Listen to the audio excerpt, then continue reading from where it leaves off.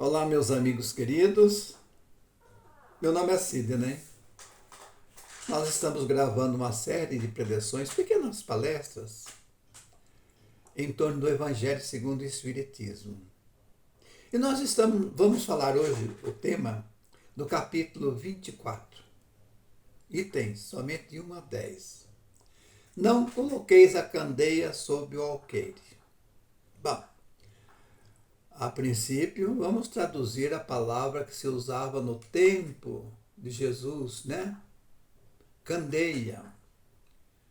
Luz que poderia ser originária de um candeeiro metálico de barro, alimentado por azeite ou cera, poderia ser também um vaso suspenso por um gancho fixado em uma parede. E eu acho que todos nós temos em nosso antepassado alguém da nossa família, ainda da época do candeeiro, que morou em um sítio, uma fazenda, onde não havia luz, como hoje nós temos. Pois bem, mas e o alqueire? Na época de Jesus usava-se uma vasilha para medir cereais no comércio, né? E cuja medida os estudiosos dizem que era em torno de 36,17 litros. Poderemos encontrar outras menções. Mas era uma vasilha. E hoje em dia, o que conhecemos de um alqueire, cuja medida é medir extensão de terra. E o alqueire equivale a 24.200 metros quadrados. Bom, por que acendemos uma luz hoje em dia? Vamos raciocinar. Porque Jesus fez essa comparação. Não se acende uma candeia para colocá-la sob um alqueire, ou então debaixo de alguma coisa, né? Mas colocar sobre um candeeiro, a fim que clareie todos aqueles que estão em casa. Então, em Lucas, nós vamos encontrar essa passagem. Capítulo 8, versículo 16 a 17. Ele registrou a seguinte fala de Jesus: Não há ninguém que, depois de ter acendido uma candeia, a cubra com um vaso ou coloque sobre uma cama, ou debaixo da cama, né? Mas põe sobre um candeeiro, a fim de aqueles que entram vejam a luz, porque não há nada de secreto que não deva ser descoberto, nem nada de oculto que não deva ser conhecido e manifestar-se publicamente. Então toda a verdade é comparada a uma luz em todos os campos da vida. Mateus registrou o seguinte no capítulo 5, versículo 13 a 14. Vós sois o sal da terra, e vós sois a luz do mundo.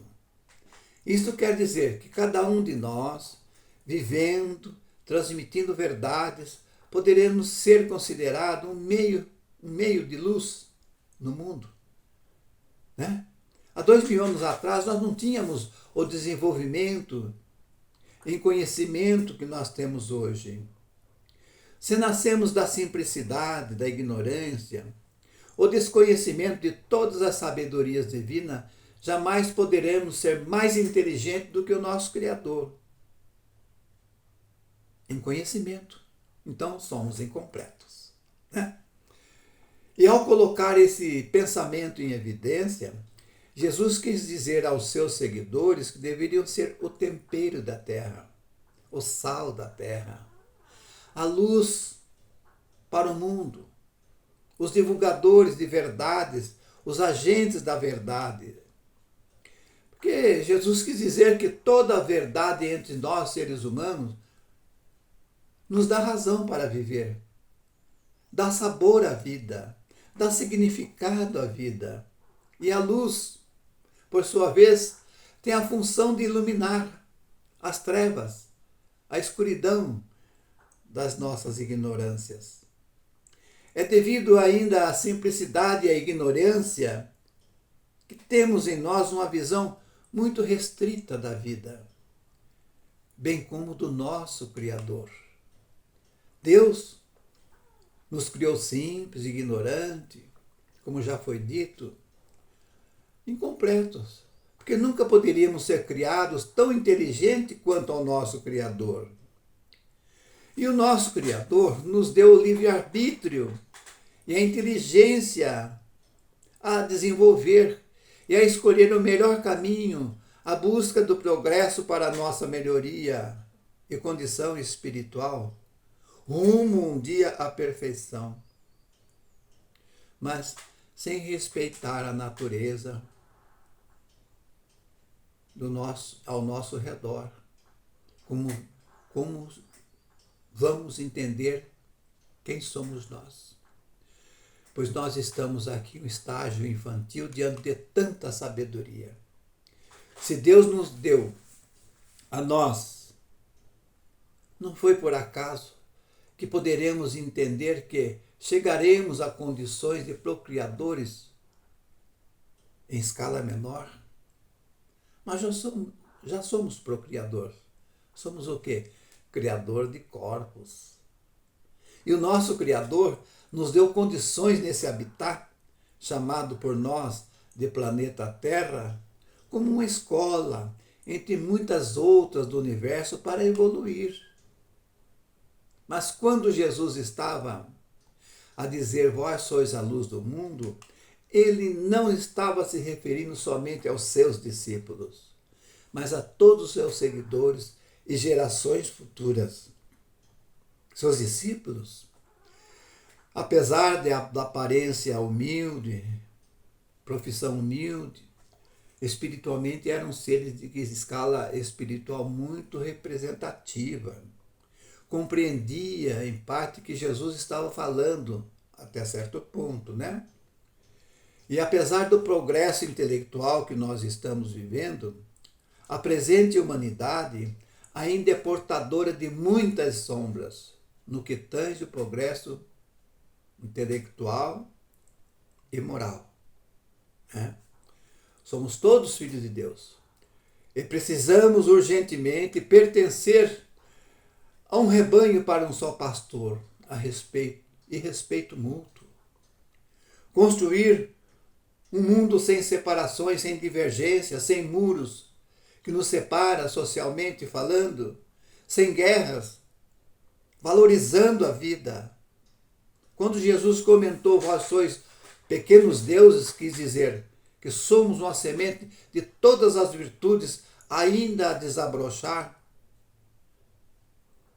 E esse adjetivo, ainda a desabrochar, é incompleto. E todos nós, por isso, temos virtudes, luzes, que podemos, através da boa vontade, colocar em evidência, mas é preciso a compreensão, o respeito à justiça, o amor ao próximo, o trabalho a se desenvolver, uns ajudando os outros no compartilhamento de conhecimentos, através de conversas consoladoras, doando de nós um tempinho para amenizar as dificuldades alheias, cada um dando de si ao seu melhor em prol dos mais carentes, tanto do lado moral quanto do lado intelectual. Ao existir, todos nós temos uma missão. Temos que cumpri-la. Seja em que posição estivermos colocados aqui na Terra, toda a missão haveremos de empregar virtudes. Para Deus aqui ninguém é mais importante um do que o outro. Todos nós temos uma função natural, dentro dos nossos limites. Tanto é verdade que uma grande autoridade terrena, no comando de seu povo, jamais poderia estar em sua patente se não fossem os menos graduados. O coletor de lixo, os recicladores, os atendentes, os funcionários domésticos, os auxiliares de limpeza, os jardineiros, os cozinheiros, os porteiros, os seguranças, as diaristas. Que por vezes ocupam uma dessas posições e são mais adiantados espiritualmente do que muitos se acham, do que muitos figurões. Enfim, já pensamos a falta desses profissionais? Ninguém seria nada. Dando o nosso melhor, seremos luzes. Aonde que podemos chegar? Seremos reconhecidos pelos nossos valores. Como vivemos em sociedade, cada qual tem um cadinho a oferecer aos seus companheiros de jornada. O bom médico cumprindo seus deveres, os professores dando de si o melhor, os líderes religiosos traduzindo os ensinos de Jesus na mais pura expressão espiritual. Um detalhe: aqui ninguém é criado por Deus para ser uma pessoa má, não. E sim para reformar suas leis internas, a maneira de ver o mundo, iluminar suas sombras, sair dessa completa ignorância. Referente a isso, precisamos estudar e entender uma palavrinha que se chama indulgência. Palavra amor, perdão, tolerância, humildade, paciência, honestidade. Ocorre, como comenta Kardec, que os homens em geral têm a sua infância, adolescência, a sua juventude e a idade madura.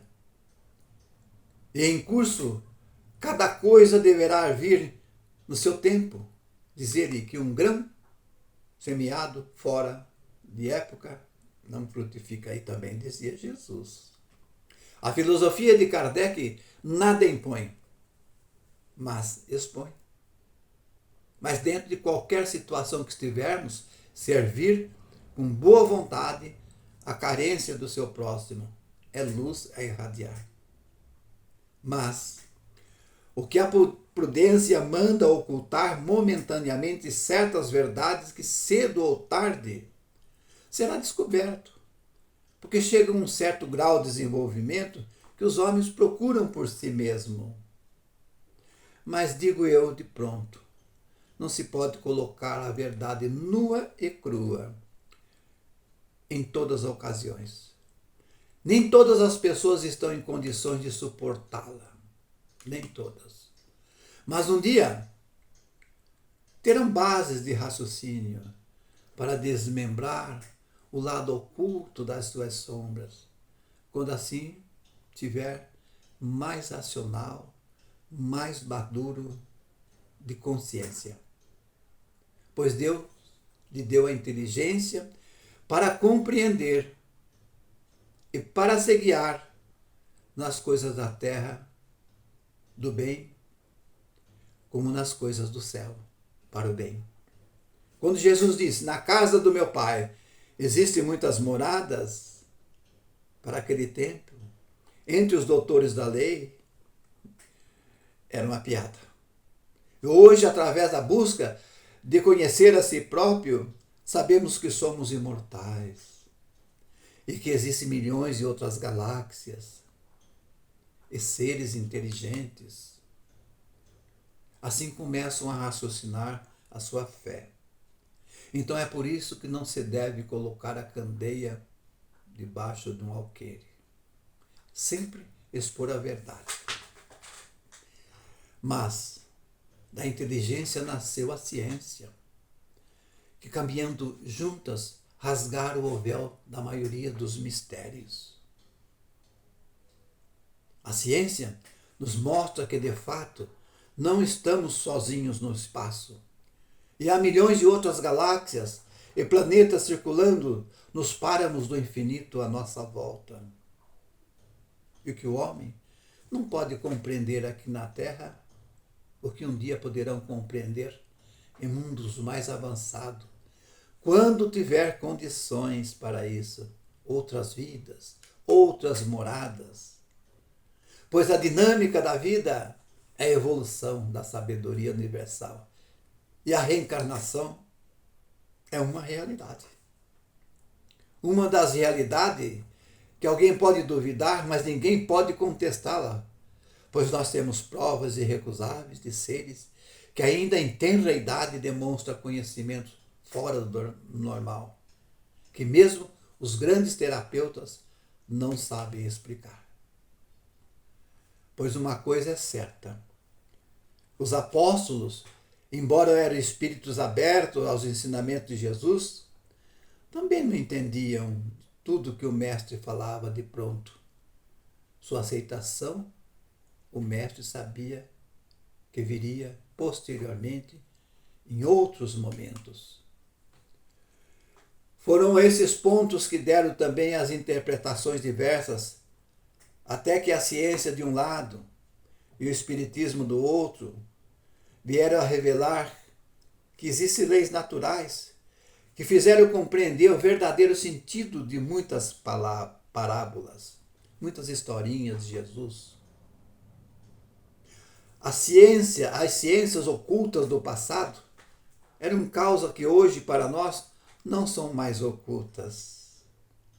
Eu cheguei a comprar livro Ciências Ocultas, que hoje não são mais ocultas. Mas hoje compreendemos que existem leis naturais. A lei da adoração, da procriação, do trabalho, da conservação, da destruição, a lei do progresso, a lei da justiça e do amor, etc. Tanto é que hoje em dia o verdadeiro espírita sobressai na multidão, devido às suas opiniões mais abrangentes para muitos assuntos filosóficos em torno da ciência da vida, porque a vida tem ciência profunda, porque nos dá luz, que precisamos no entendimento de quem somos, né? Quem somos? Ainda não conhecemos quem somos.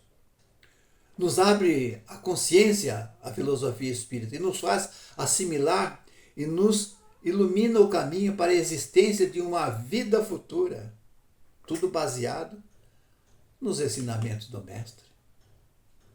Será que estamos aqui na Terra enfrentando todas essas dores, frustrações, decepções somente para efeito de procriação? Não.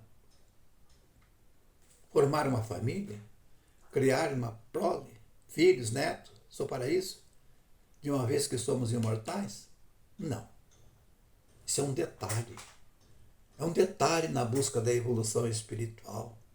O Espiritismo vem hoje lançar luz sobre uma multidão de pontos obscuros, entretanto não mais aleatoriamente, mas com fundamentos. Fundamentos. Leiam o livro dos Espíritos, 1019, perguntas e respostas. Ali está acumulado uma verdadeira ciência espiritual. Os Espíritos da Verdade agiram com admirável prudência em suas instruções e gradualmente com a coordenação do sábio mestre lyonês Kardec, nos tirando muitas sombras, muitas dúvidas milenares. O livro dos Espíritos, esse admirável foco de luz, contendo hoje essas perguntas e respostas, nos dá condições de entender quem somos, de onde viemos, o que estamos fazendo aqui, para onde vamos. O que houver de oculto faz parte da nossa assimilação ou não, da nossa aceitação ou não, pois tudo, ou quase tudo que precisamos compreender é ciência da espiritualidade. Kardec deu a luz e a felicidade de evidenciar nesse extraordinário livro com uma das obras básicas da filosofia espírita, desde 1857. Em Mateus capítulo 10, versículo 5 e 7, está registrado: Jesus enviou seus 12 apóstolos, depois de ter dito as seguintes instruções: não vade aos gentios, não entreis na cidade dos samaritanos, mas ide às ovelhas perdidas da casa de Israel. nos lugares onde fordes, pregai dizendo que o reino do céu está próximo. Os gentios eram povos difíceis de compreendê-los e não eram considerados judeus, não se misturavam. Por que Jesus assim observou os apóstolos? Por quê? Já os samaritanos tinham como religião por base o Antigo Testamento, os 5 livros, os quais dão o nome de O Torá, né? Torá. E até hoje, filosofias religiosas paradas no tempo dos ensinamentos milenares, né? Fazem do Torá a sua filosofia. Entre o povo do norte dos samaritanos havia uma mistura de raças, com crenças diversas, até pagãs, que se deu o nome de gentil. Já em Jerusalém, o que predominava era o povo judeu, que não tinha muita afinidade com o povo de Samaria. Cabe uma observação. Essa indiferença vem de uma longa história de raças com misturas de ideologias e poder. Tanto que os samaritanos tinham templo separado do povo de Jerusalém, que era o povo do sul. Como um judeu, Jesus prova em muitas circunstâncias que seus ensinamentos não estavam circunscritos só ao povo judeu, mas para toda a humanidade, todo o futuro. Se Jesus disse aos seus apóstolos para não ir aos pagãos, não foi para esconder seus ensinamentos, o que teria sido pouco caridoso, mas porque o povo judeu não estava preparado para receber suas palavras. E entre muitos pagãos, samaritanos, ainda faltava o que fazer muita coisa da ciência da espiritualidade. E os apóstolos não estariam muito preparados para tão pesada tarefa. O povo judeu já tinha fé em um Deus único, já tinham esperanças da vinda de um Messias, estavam preparados para as leis de Moisés. Então disse ele: ide às ovelhas desgarradas de Israel. Quer dizer, em um terreno já preparado, sabendo que a conversão dos gentios viria no seu tempo. E o tempo foi o tempo de Paulo, o apóstolo da gentilidade. Porque após a partida de Jesus, coube ao apóstolo Paulo a sua conversão e a sua presença entre os samaritanos. Levar a boa nova do Mestre, onde Paulo ficou conhecido mesmo como o apóstolo da gentilidade. Que após o ano de 1857, com o advento da filosofia espírita, a filosofia consoladora, comprometida no restabelecimento das verdades de Jesus, nos trouxe muita luz, muita mesmo. Abriu-se uma nova era filosófica em torno da imortalidade da alma, através das máximas. O Espiritismo hoje está fazendo um papel que Paulo fez aos gentios. Hoje a filosofia espírita traz verdades universais, retirada dos ensinamentos de Jesus.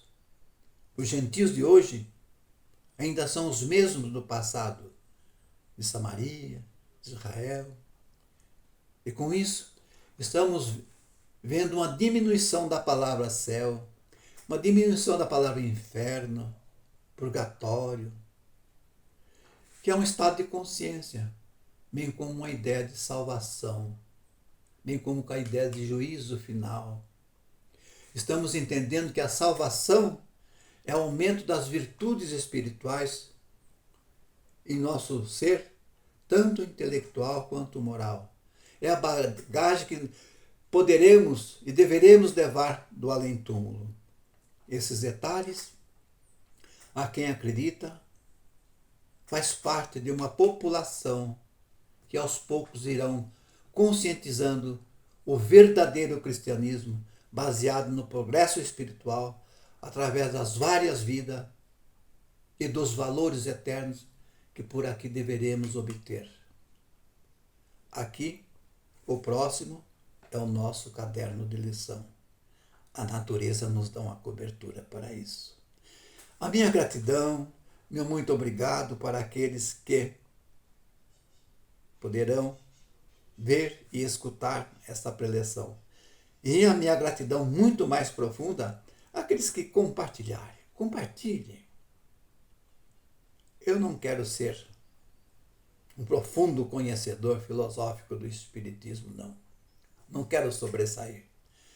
Eu quero passar para você a minha consciência simplesmente de um espírita daquilo que estou falando. Meu obrigado a todos.